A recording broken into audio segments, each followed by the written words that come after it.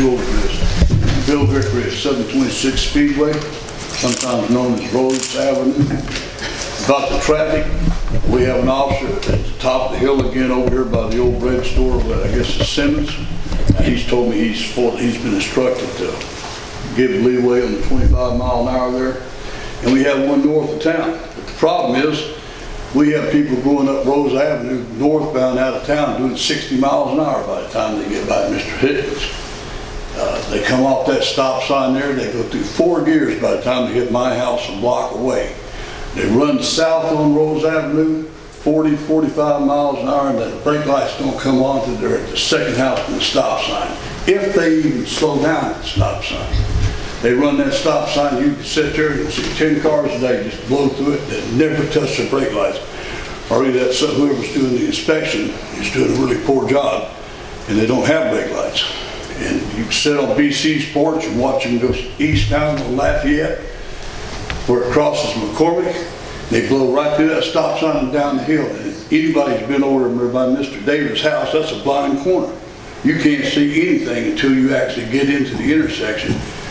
And I don't know why in the world we hadn't killed anybody yet, but maybe we could bring that boy from the north side of town into town.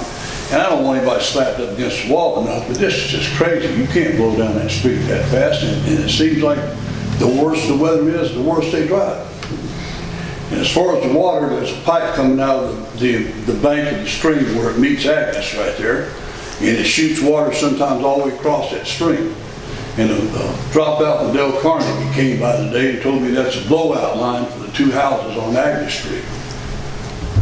And I said, a blowout line? He said, yeah, that's to clean the pipes of the houses on Agnes Street, which made absolutely no sense to me at all. And I said, is there a valve on there? He said, no, that it's leaking to the old saddle clamps, because over the 16 years I've lived there, I've seen water spray, like I said, all the way across the creek and just run down the bank. And this city water, we're paying for it. So they go out there and they put a clamp on this, and this guy, he just looked down and said, yeah, the clamp's leaking, and got in his truck and drove off. It makes it, why this isn't, all right, let's put a new pipe in there if it has to be there. If it doesn't, then find out where the best part of the pipe is, cut it and cap it, put some PEX in there.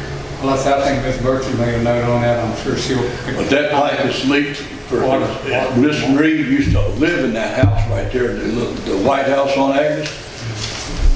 30 years ago, so that pipe has leaked on and off all those years. And that just makes no sense whatsoever. But the big thing is that traffic.